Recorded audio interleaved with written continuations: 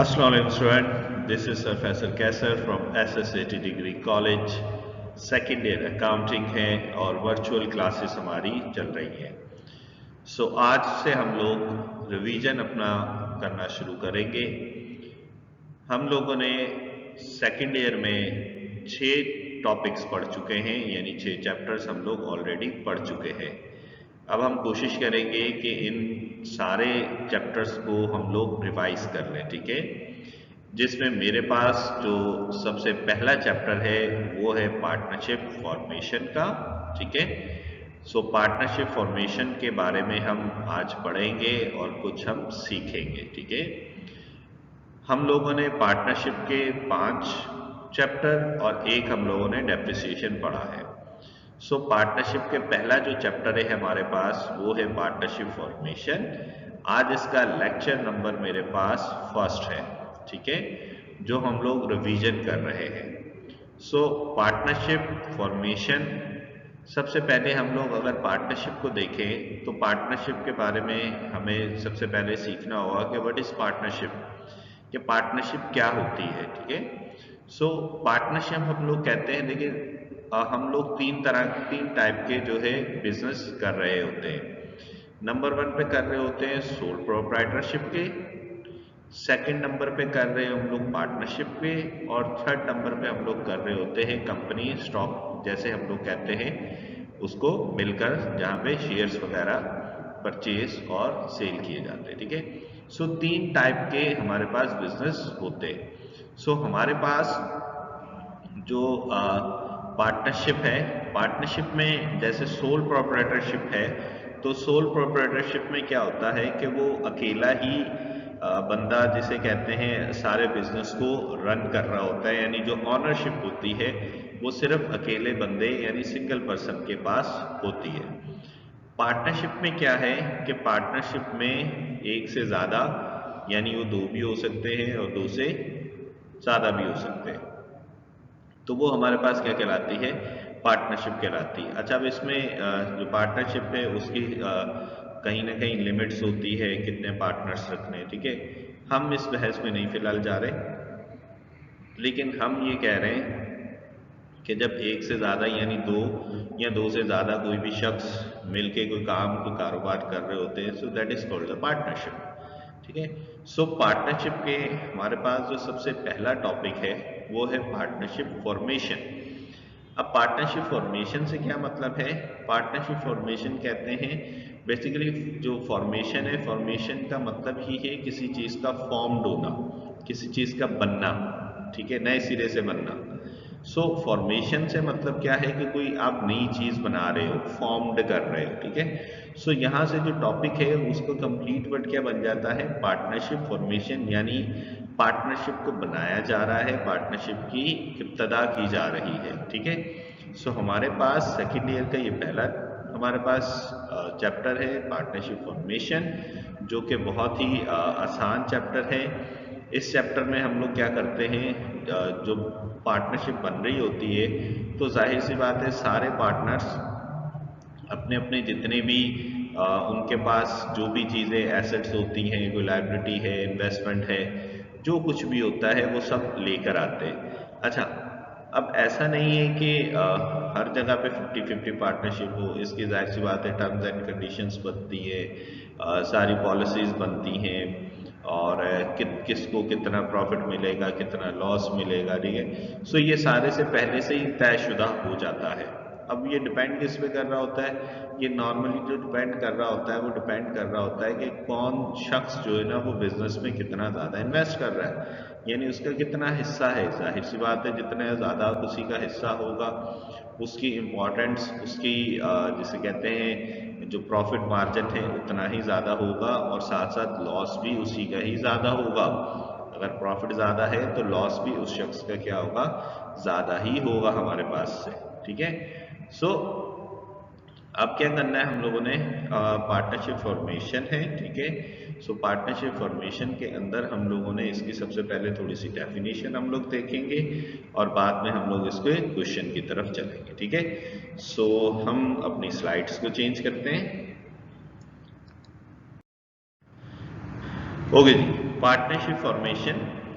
Partnership is an association of two or more people. हम जो बात कर रहे थे, दो या दो से ज्यादा लोगों की एक एसोसिएशन है, यानी कंपाउंड बाइंडिंग टाइप कह लें, form for the purpose of the carrying on a business, यानी बिजनेस को चलाने के लिए पार्टनरशिप की जाती है। Partnership are govern by the partnership act 1932 के मुताबिक, ठीक है, एक्ट बना हुआ था 1932 के, पार्टनरशिप होती है, किस तरह चलते हैं।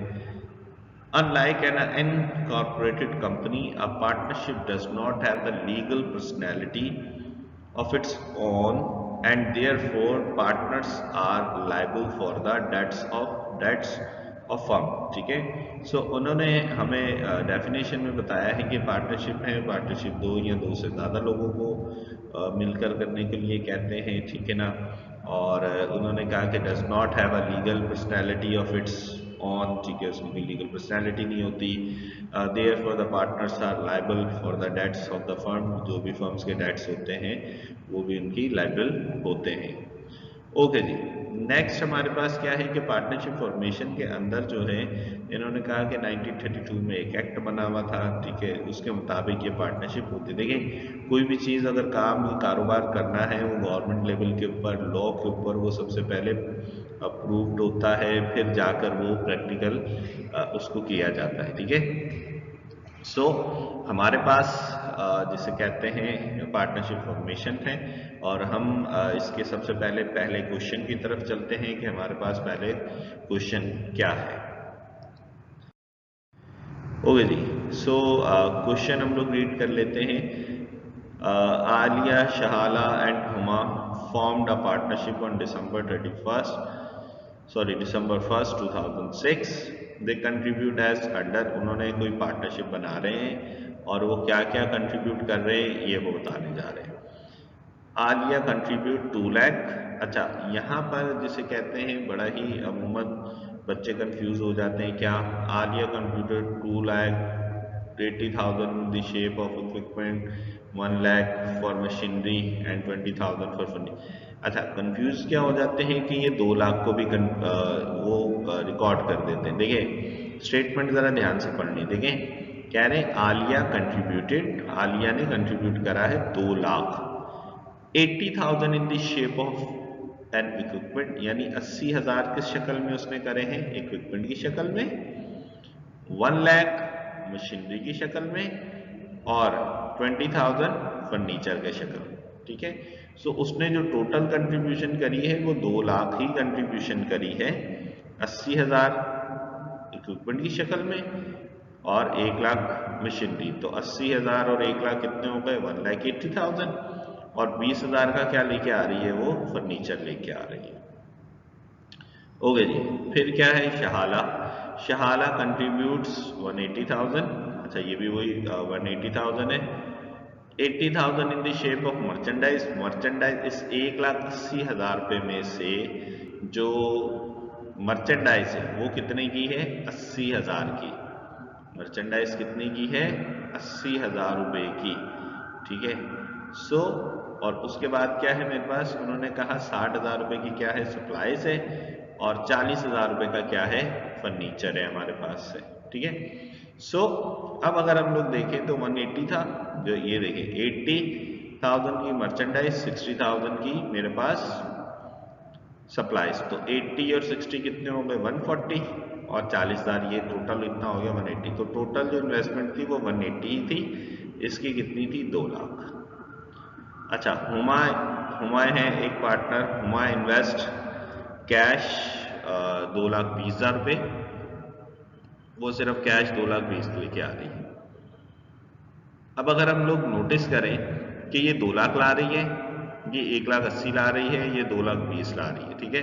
तीनों की जो इन्वेस्टमेंट है वो अलग अलग है, लेकिन इन्होंने फर्दर नीचे क्या कहा, it was further decided that all partners should contribute equally.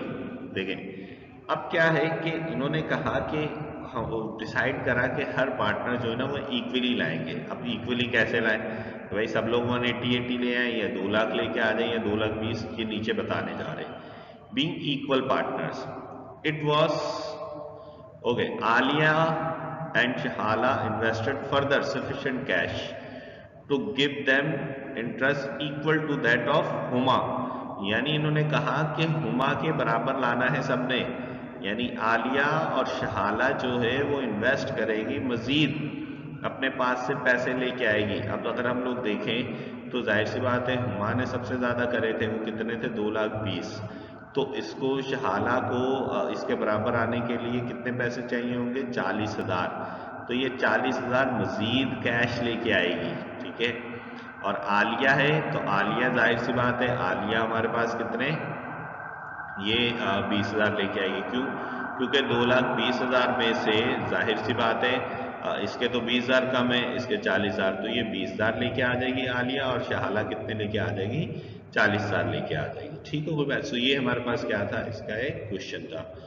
Give necessary journal entry of the firm to record the formation of partnership, और फिर prepare balance sheet of the firm immediately after the formation जैसी हुई है उन्होंने कहा इसकी क्या बना दो आप, बैलेंस शीट बना दो। ठीक है। सो हम इसके सॉल्यूशन की तरफ चलते हैं कि हमारे पास सॉल्यूशन इसका क्या है, इसकी एंट्रीज, इसको हम लोगों ने रिकॉर्डिंग किस में करनी होती है, एंट्रीज में रिकॉर्ड करनी होती है। ठीक है, तो हम चलते हैं अपनी एंट्रीज पे। सो अब अगर आप एंट्रीज देखें तो एंट्रीज में हमारे पास क्या है कि यहां पर, अच्छा इस कैश को अभी फिलहाल रहने देना है हम लोगों ने। ठीक है, ये जो कैश लिखा हुआ है ना इसको भूल जाए कि ये कैश लिखा हुआ है, 20,000 नहीं लिखा हुआ। ठीक है, सबसे पहले क्या करेंगे हम लोग कि अगर याद हो तो उसमें इक्विपमेंट कर रहा था, आलिया जो थी, आलिया क्या कर रही थी, इक्विपमेंट लेके आ रही थी 80,000 की जगह, इक्विपमेंट एसिड है डेबिट हो गया। ठीक है, 80,000। मशीनरी अगर याद हो, मशीनरी कितनी की थी, 1,00,000 रुपए की, ये आ गई इसके पास 1,00,000 रुपए की।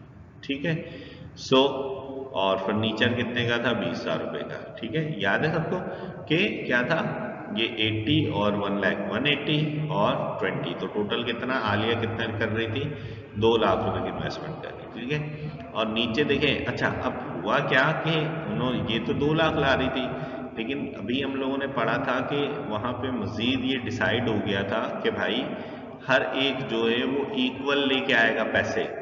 तो जाहिर सी बात है कि जाहिर ये कैश जो है, ये कैश यहाँ पे कितना लेके आई है, 20,000। ठीक है, कैश कितना लेके आ गई, 20,000 हमारे पास कैश लेके आ गई। सो हम लोगों ने इस तरह इसको 20,000 लिख दिया। अच्छा, अब अगर चाहें तो इसकी अलग से भी एंट्री बना सकते हैं। जैसे यहाँ पे तो मैंने इक्विपमेंट, मशीनरी, फर्नीचर और आलिया कैपिटल 2,00,000 लिख देता। ठीक है, आलिया कैपिटल 2,00,000 लिख देता, मैं इस तरह इसको लिख देता। बाद में इसी के नीचे मैं चाहूँ तो इसकी फर्दर एंट्री बना सकता हूँ, क्या, cash debit, Alia capital credit, कितने से, 20,000, यानी कि वो 20,000 मजीद लेके आ गई थी। ठीक हो गई बात, कैश कितना, 20,000 मजीद वो लेके आ गए थे हमारे पास। ठीक है, सो अब चाहें तो इसको इस साथ कंटिन्यू भी कर सकते हैं, कंबाइन कर सकते हैं। सो आलिया का जो टोटल कैपिटल आ गया, आलिया का हमारे पास टोटल कैपिटल कितना हो गया है, 2,20,000 का टोटल मेरे पास इसका कैपिटल हो गया। अच्छा, अब नेक्स्ट क्या करना है, नेक्स्ट फिर दोबारा हम लोगों ने किसको रिकॉर्ड करना था, शहाला का। शहाला ने भी क्या करा था भाई, मर्चेंडाइज लाई थी, कितने की, 80,000 की। सप्लाईज थी, सप्लाईज कितने की थी, 60,000 की। फर्नीचर है तो फर्नीचर कितने का था, 40,000 का। अब अगर हम इसको सम करें, 40,000, 60,000 कितना हो गया, 1,00,000 और 80,000 ये, तो टोटल कितना हो जाएगा, 1,80,000। ठीक है, टोटल कितना हो गया, 1,80,000। सो हमारे पास जो एंट्री बननी चाहिए थी वो कितनी बननी चाहिए थी, 1,80,000 से। ठीक है, और अगर आपको याद हो मैंने बताया था ना कि हमारे पास जो आलिया थी, आलिया को 20,000 कम थे, तो ये देखें कैश ये कितना लेके आ गई थी, 20,000 लेके आई थी। इसके पास कितने पैसे कम हमने बताए थे, इसके पास पैसे कम थे 40,000, तो ये देख रहे हैं कैश कितना लेके आ गई है, ये 40,000 का कैश लेके आई है। तभी तो देखें 40,000 और 60,000 1 लाख और 80 टोटल कितना हो गया 180। 40,000 ये कैश लेके आए क्योंकि इसके पास पैसे कम थे।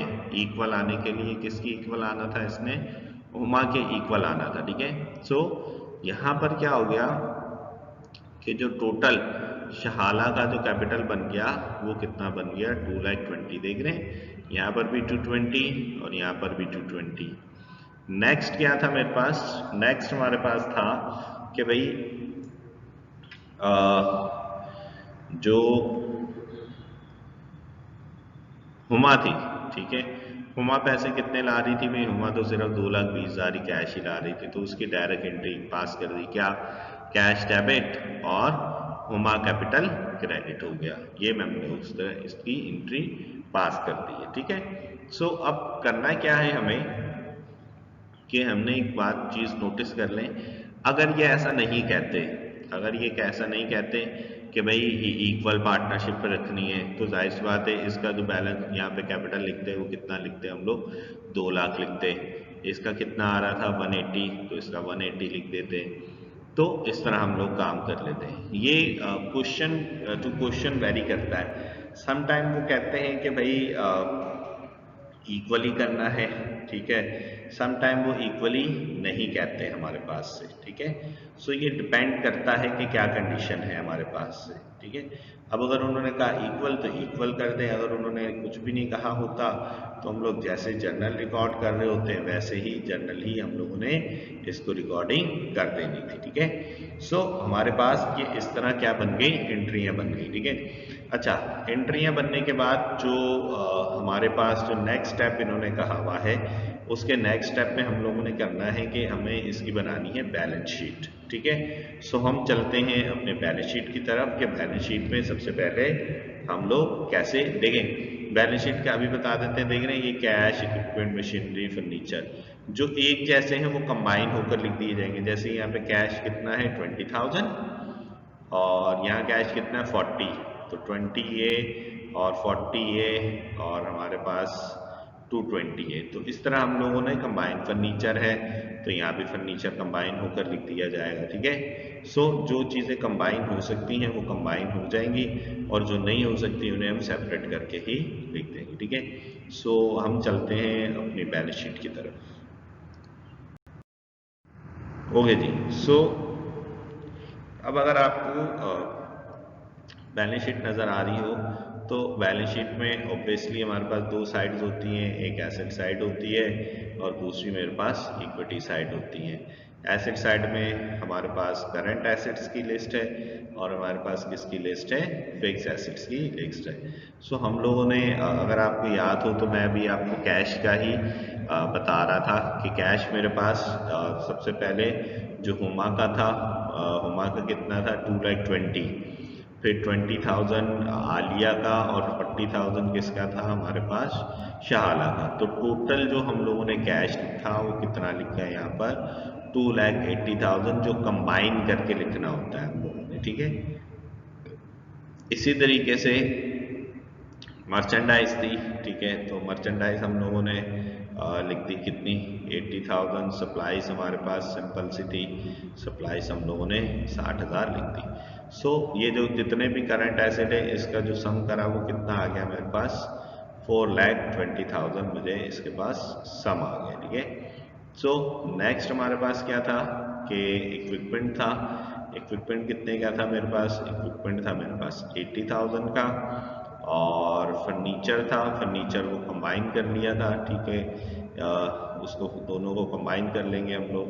फिर हमारे पास मशीनरी थी, मशीनरी हमारे पास कितनी थी 1 लाख रुपए की ही मेरे पास मशीनरी थी, ठीक है। सो जो भी हमारे पास फिक्स एसेट थे उनको जब इन्होंने सम करा तो वो कितना निकल के आ गया 2,40,000 का मेरे पास सम आ गया।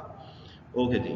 नेक्स्ट क्या था मेरे पास, नेक्स्ट ये है कि भाई हम लोग जिसे कहते हैं कि 2,40,000 फिक्स एसेट आ गया और करंट एसेट्स मेरे पास कितना था 4,20,000, ठीक है। सो करंट एसेट 420 और फिक्स एसेट कितना मेरे पास 240। तो इन दोनों को अगर हम लोग सम करें तो हमारे पास जो सम निकल के आ जाता है वो कितना निकल के आ जाता है, 6,60,000। क्लियर है? अच्छा, फिर हमारे पास क्या है, अच्छा इक्विटी साइड पे पहले लाइबिलिटी भी होती है, लेकिन यहाँ पर लाइबिलिटी के कोई जिक्र नहीं है तो हम लोग लाइबिलिटी नहीं लिखी हम लोगों ने। अच्छा जी, ऑनर्स इक्विटी है। ऑनर्स इक्विटी में हम लोग सबसे पहले क्या लिखते हैं, ऑनर्स इक्विटी में हम लोग सबसे पहले लिखते हैं कैपिटल। ठीक है, और जाहिर सी बात है हमारे पास सिर्फ 3 ही पार्टनर्स थे।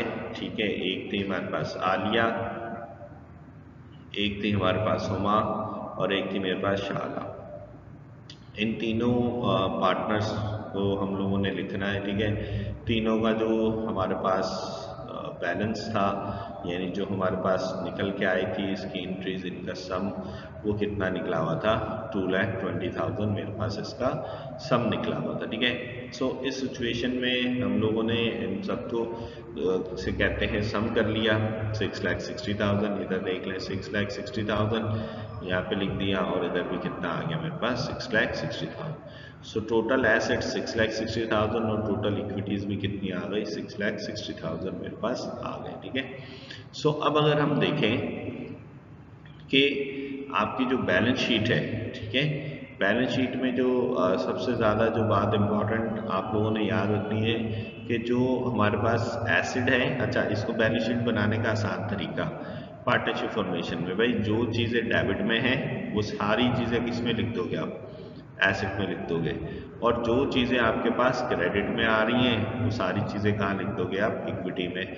मोस्ट प्रोबेबली अभी जब आगे क्वेश्चन आएंगे फिर उसमें जाहिर सी बात है लाइबिलिटी वगैरह होती है तो वो भी हम लोग इधर जिसे कहते हैं लिखेंगे। बताया था यहाँ पे क्या बनना था, लाइबिलिटी का एक कॉलम अलग से बनना है। ठीक है, सो अगर नहीं है तो हमने इसलिए इसका कॉलम फिलहाल नहीं बनाया। ठीक है, सो आपके पास जो बैलेंस है वो दोनों तरफ 6,60,000, इस तरफ भी 6,60,000 और दूसरी तरफ भी क्या होना चाहिए, 6,60,000 ही होना चाहिए। ठीक है, सो होप सो स्टूडेंट कि आपको ये पार्टनरशिप फॉर्मेशन जो है समझ आया होगा। सो नेक्स्ट लेक्चर के लिए अल्लाह हाफिज़।